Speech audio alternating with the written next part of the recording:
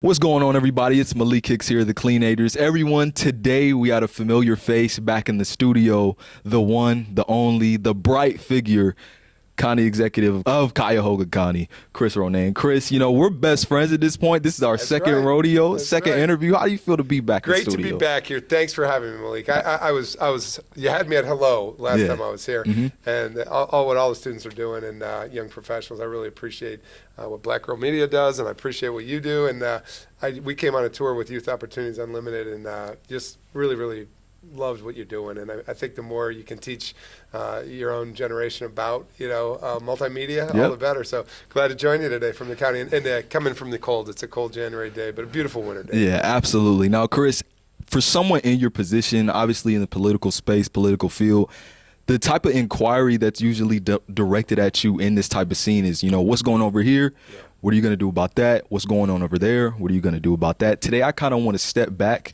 and I want to dissect the makeup and buildup of Chris and why he's here in the first place. Oh, wow. So we're going to get a little deep today. So Careful what you wish for. yeah. No. So with that being said, I kind of want to start here. Yeah. What is your why for being in the political space? You started your career helping run political campaigns. Yeah. You've been a part of administrations, and now you're county exec. Before that, you were president of UC. Yeah. So, what's your why for being in this space? Well, it's funny. I have a couple of everything in life. You look back at pivotal moments in your life, and just sometimes they're chance encounters, and sometimes they're planned. But as we sit here today in the Leader Building, broadcasting, from right here in the Leader Building, I really had an epiphany about cities and people when I was 16 years old, and it was right next door. The arcade here between Superior and Euclid had an ice cream shop, and actually it was a cookie shop, but what I sold was ice cream sandwiches out on the streets of Cleveland for the store owner. He was 16. I was 16. He gave me a chance at 16 to wheel a cart out and around downtown. So I sold ice cream down on 9th Street, Public Square, by the old municipal stadium. And it gave me appreciation of the people that this great city is all about. All walks of life, all races and faces. And literally when you're out on the streets selling ice cream, you meet everybody. You meet the business suit up at the bank, and you meet a social worker from the county. And so that was that moment where I realized, one, how much I love the people of this city, because they were good to me. One thing when you're selling ice cream, most everybody has a smile on their face. Yeah. But the other thing is how much I love this place. It's a beautiful city. On the lake, the beauty of Public Square, University Circle you mentioned, and just this incredible place. And I was, when you're 16, you're just kind of taking it in, and I think it sort of was settling in me, the architecture and the people and everything about the city. So that was sort of moment one for me. I went off to undergraduate school, and I studied business, and it was a good place to be. It was actually a management program in organizational behavior, which in the county today with 7,000 employees, it's a good thing to have that management background in you. But something different happened to me. I was lucky to study abroad in one semester, and I got to know other cities. I was in Paris and Belgium and Berlin, and I was a 20-year-old, so 4 years after spending time in this city. And my second job in the city of Cleveland also, I worked in a copy shop on 30th and Payne. So I really got to know Cleveland, but I hadn't gotten to see the world. And I did on this one semester abroad. So I come home, and I thought, well, I liked my business degree, but I really like cities. What am I going to do about this? And there was a teacher who said to me, the guys up at Cleveland State are worth your checking in with for graduate school, if you ever go to graduate school. So I went out and worked 2 years in sales, but then I never forgot that he had talked about the graduate program at Cleveland State, and it was city planning. So I stopped in on a holiday break when I was home seeing my family, and I stopped in and I met a group of professors, one that I'm particularly ever indebted to. His name was Norman Krumholtz, and he was Carl Stokes' planning director. Yeah. And he also worked for mayors Perk and Kucinich, three very different mayors, but Norm was kind of the dean of something he would call equity planning, and it was way ahead of its time. It's 50 years ahead of its time because he started in the 60s, but he was talking about equity as we talk about it today a lot more, and we should be talking about it even more, and how are we faring with all of our people. But Norm kind of gave me a bit of a soul about how you do city planning and city work. It's all about the people. Yeah. Well, the second big moment for me was one day in class. I was actually, I think, Norm's graduate assistant, helping him with his preparation to teach the class, but he brought the great Mayor Carl Stokes in. And Mayor Stokes, as you know and others know, was a real trailblazer. He was the first African-American mayor of a major American city, brother of Louis Stokes, first African-American congressman of the state of Ohio. But Carl Stokes, as I'm standing in the aisle, just wanting to shake his hand as he's walking out of the guest lecture that he gave that night, I stood in the aisle and I said, Mayor Stokes, would you ever have a cup of coffee with me? And and he said, well, sure. I'll see you Saturday at Shaker Square. And we went to the coffee shop on Shaker Square. And I always say to anybody who ever gets to some place in life that they wanted to get to, give everybody that's coming up a chance, like Carl Stokes gave to me, because he gave me time. He gave me a half hour with Carl to have coffee. But the thing that was an epiphany from our conversation is, as he was leaving, and it was the last time I saw him, because the next time I saw him, he had passed away, and I was at his funeral. It was at City Hall where he led and served. But the last thing he said to me in the coffee shop, he said that change comes in inches in this town. And it's a statement he made that I never got a chance to kind of close on with him and put closure to. So it, in one way, inspires me, and the other, it haunts me. And I channel the inspiration more than the haunting, because I think he's right. The change hasn't happened fast enough in Cleveland and in metropolitan America generally, getting back to the equity of lifting people up, and creating an environment that empowers people to lift themselves up. And so he inspired me with those words to make change happen faster. And so what public service is, if you're true to in your heart of why you want to be there, it is about the people. It's about building trusting relationships with people. So as the adage goes, change comes at the speed of trust, right? Speed of change comes at the speed of trust. Trying to build that trust with people and create the change that we all want to see. I don't want to be presumptuous and say we all want to see the same thing in terms of change, but I think there's a lot of common ground. I think people want to see a solid economy where everybody has a chance at a good job. I think people want to see good public education systems. I think you can go on, but I think there's some common ground that if we get back to why we're here and why we're doing this, let's stop the demagoguery and throwing kind of grenades at each other politically and the political speak. Let's start doing what we were here to do, which is help serve people with quality of life. So those two moments, long answer for you here in a podcast. I love it. Getting to know the city as a kid and then seeing it through the lens of an incredible mayor, and the fact that he gave me a chance really just inspired me to move into public service. So as you said, I was lucky. I became a city planner after going to after being at Cleveland State. I was lucky to work at the County Planning Commission, and I was the Cleveland Planning Director. City planning, for those who aren't real familiar with it, you basically help shape your city with the people. How does things work block by block? There's street planning, there's parks planning, but there's also planning for people's betterment, and doing investments that make sense. So I did run a campaign. Was lucky to run Jane Campbell's campaign. I was a young campaign manager, and she decided to run for the mayor of the city of Cleveland, and it was an honor to run her campaign. I was 33 years old, and got the shot, and we won. And so I went to City Hall with her and became her planning director. Zig and a zag, I went back to doing planning and development work after her term of office in University Circle, and I ended up being there 15 years.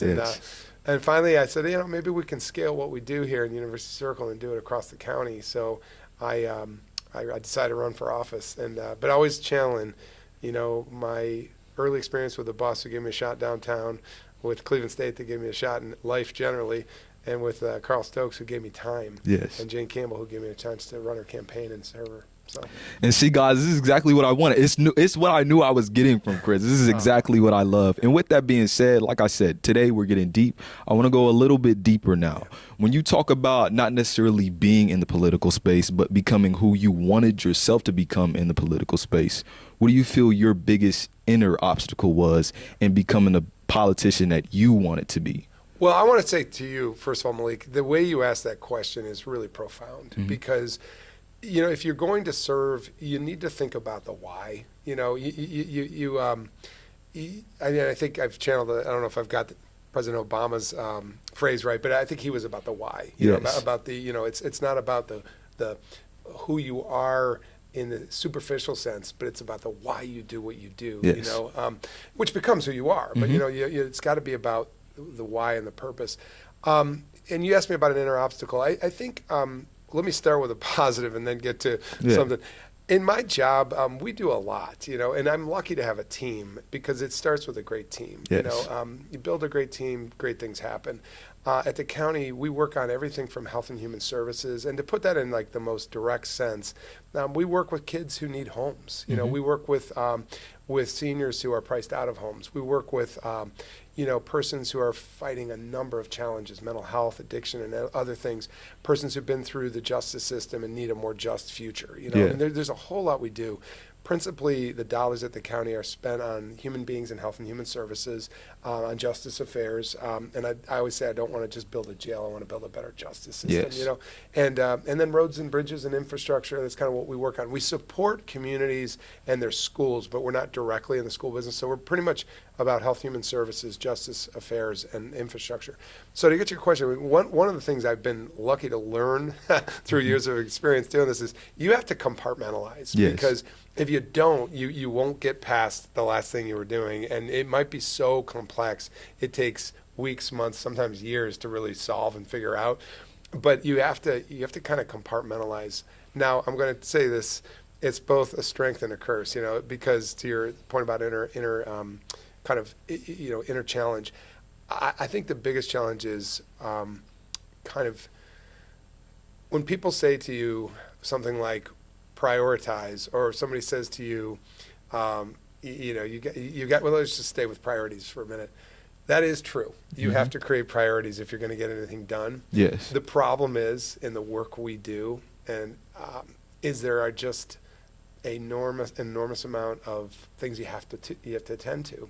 So the inner obstacle is I'm not very good at prioritizing, but I think it comes from the heart of wanting to do a lot and accomplish a lot with a lot of people for a lot of people. So I'll just admit it. I mean, sometimes the prioritization is complicated, but think about the challenge, because when you come to service, sometimes in public service, you don't know what you're going to deal with the day you arrive at work, because it's so dynamic in the public sector. I'll give you an example. We first month on my job in January of 2023, after we won the 22 election, come to work, and on a Friday afternoon, I get a call from one of our health and human service directors, and they were standing with a caseworker at our government building, and there was a young lady who'd been dropped off by an ambulance at our building, and they said her Medicaid has run out. She was 14 years old, and 14 years old. This was 2 years ago. She hadn't had a home to go home to, and life was looking pretty bleak. And first of all, the caseworker said, "What do you want to do?" I said, "Well, we have to keep her. We have to be with her, And so immediately, anything I was working on that Friday afternoon had to change, because the dynamics of that young lady's life was what mattered most in the moment we were in. I'm going to come back to her, but the third week on the job in the same January, a young boy was dropped off in a school bus. And it's not the school bus driver's fault. He could not find a guardian to, drop the kid to. And it was just like today. It was a January day. It was cold. And what do? We keep the kid. Immediately, that's my priority of the day. Whatever else I was doing, that's my priority of the day. The good news is, if you keep focus on, even though you've got a lot to do in a lot of different arenas, if you keep focused on what I got to get back to, 2 years later, we're building right now and soon to open with a group called the Centers, a place called the Child Wellness Center. And it's going to be at the Hope campus. It was originally an orphanage in Cleveland 100 years ago. Today, it's kind of a temporary one of those, but it's to give a kid stability. No kid should be out on the streets, whether it's this month or next month or the month after. No kid should be out on the streets. And we give caseworkers, health workers, mental health workers, and if we can reunify the child with family and or extended family, that's our first priority, but also foster care. And then ultimately, some of our kids are in adoptive care, and they're adopted now. What I love about all that story is it happens because a whole team with a heart puts together a path that's a better path for a kid. But your inner obstacle point you made is there's so many competing priorities, and sometimes one that is so immediately and extremely urgent. The difficulty is keeping them all prioritized, but if you stick your heart into it, you never forget that kid. And today, by the way, the young lady went to her homecoming dance, and she's doing well, and just wanted to say that it's purposeful work. I'm lucky to do it. Yeah, that's amazing. And I want to stay on the sentimental track here, but this time I want Chris to stand up and say, you know, I'm here and this is what I do. Yeah. So with that being said, what is the one positive and strong trait about yourself that you have always possessed that has helped you throughout your career and you feel like every politician should have to be impactful and competent? Well, thanks for that. That's I got to think a little bit about myself on that.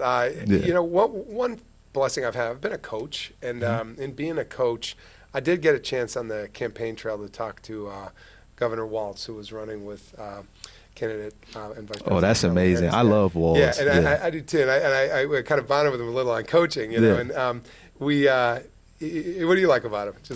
He's so animated, and the fact that he's a coach, I can see that kind of dad/coach mentality in him, and I just love to see. He's just a great guy to be able to watch. Like, I would love to be around, and I feel like you guys would coexist like so well. Well, I've seen him since the election, which was great. I saw him one other time, and we bonded. I gave him a Guardians jersey, by the way, and which I love because he's a Twins fan. Yeah. I hope I don't get you in trouble politically because you're up in Minnesota. I don't want to lose your votes up there, but he won Minnesota.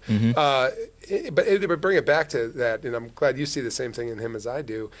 You know, if you've been a coach or you're a coach or you play, whether it's playing any kind of sport, but whether it's being on a team at school or whether it's being a part of a club or something else extracurricular, you know, we always got to recognize that we want to be a part of something bigger than ourselves, you know, and I think that's what teams sports give you.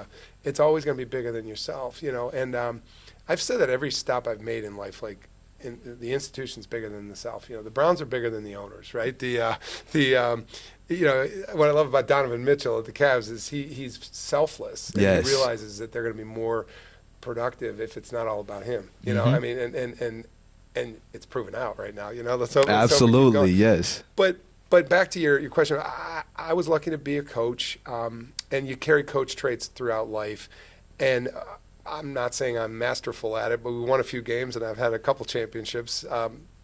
The key is always the chemistry and the culture, and that's what watching the Cavs I'm seeing. You know, I don't know Kenny Atkinson, but I sense that he's really about team building and about culture building and about chemistry. There's talent in every one of us. It's about helping find talent, and sometimes like we don't even recognize our own talents, and somebody has to help me bring it out. That's one thing I've been able to do in life is bring talent out of people to hopefully cultivate an environment where there's chemistry, where the team can do the best as a team.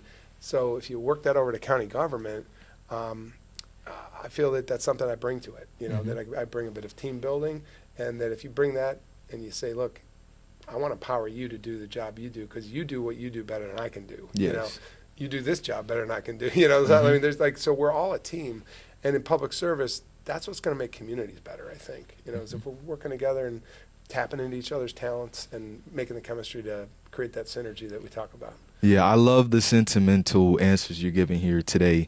And with that, I want to continue on the track, but connect your inner work with kind of a relevant subject. So you talk a lot about unity. It's in the way you operate. Like, I can see that it's a big thing. You talk a lot about teamwork. So with that being said, I think one of the biggest problems with the political scene today is that whether you're a Democrat, a Republican, independent, I feel like there is too much blame game. I feel like there's not a ton of appealing to other bases. So for you, how much do you take pride in really appealing to people who have different views than you? Yeah. And how important do you think it is to appeal to other bases? It's essential. And I'm so glad you brought this up. And I don't want to make this generational in this comment, but I'm just going to say it, I love your generation because I see real. I see people talking real about real issues. When we were at a dinner for my wife's mom and my kid's grandmom, my nephew and my niece were there. They're 18 and 19 years old, and we talked about politics at dinner table, which is always dangerous, right? Yeah.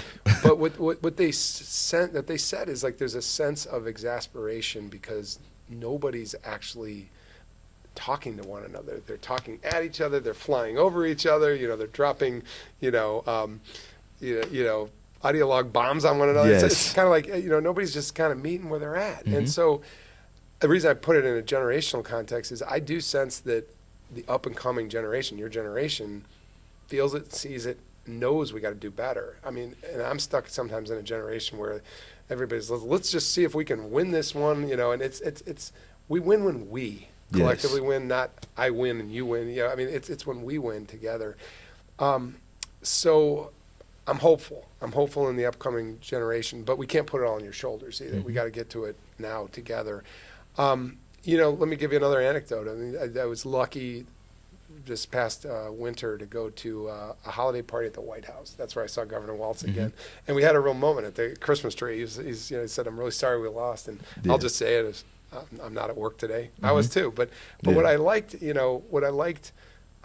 being in the room was Governor DeWine was there, and here's a Democrat, he's a Republican. We're saying goodbye to Biden and Harris, at the White House party, and hard to call it a party because it was a goodbye party, but it was a Christmas party. It was really cordial. But I loved that President Biden, in his remarks at this party, said, "It's good to see my friend Mike DeWine out here." That's a Democrat saying that about a Republican, because those guys were of a school where they worked in the Senate together years ago when Republicans and Democrats crossed the aisle and got things done together. And I love that moment when, of Democratic presidents thanking a Republican governor for being at the party tonight because they're friends. Yes. It's where we got to go again, And not even two-party label, R's and D's. It's everybody, whatever you are, whatever your affiliation or non-affiliation, get down to the base of it, it's people, and then especially in public service, again, you get down to the basis of it, education, jobs, things that are common issues amongst people no matter the partisanship. So, Chris, I love that answer. And just in totality, this interview today, it really brings to perspective something for me, mainly about you. Your words always match where your actions are. And I think we can see that from your makeup, from your come up, from your humility. And I just love that side and perspective of everything you're able to give. So with that, I want to leave off on a more relaxed final question and, just say, how about them Cavs? How about them Cavs? By the way, I just want to say to you, thanks for such a thoughtful interview. And you're great at what you do, and keep doing it. The other thing I always say to people is, if it comes from the heart, it reaches the heart, And as far as the Cavs go, it's amazing. Yes. Now, at the moment we're on this podcast, we're 30-4, right? Yes. I mean, we're number one in the NBA. Let's keep it going. What I love is, look, wherever they are, as people are watching this over time, wherever they are, they're a fun team. They're friendly guys. They're working as a team. They're young, so I think we got a hopeful longer-term future with the Cavs. Yeah. I had the one chance to meet them when they broke ground on the new practice facility. And when I say I meet, I was standing there, and Donovan's on the stage, and Darius is on the stage, and Mobley's on the stage, Evan's on the stage, and Jarrett Allen, and I'm sitting there. I'm like, first of all, I'm short compared to them, and I'm looking up, and I'm like, I'm among greatness. They were great guys. Yes. Like we were out of context. We were at a groundwork, great guys, and so that's why I'm proud to be a Cavs fan. It's just the culture and the chemistry and the kindness. Yes, it's incredible. Yeah. Chris, thank you so much for joining us today. You are welcome back anytime. Like I said, you are my best friend at this point. Let's do it. I love the conversation. Thank you. Go Cavs. Yes, absolutely. Thank you.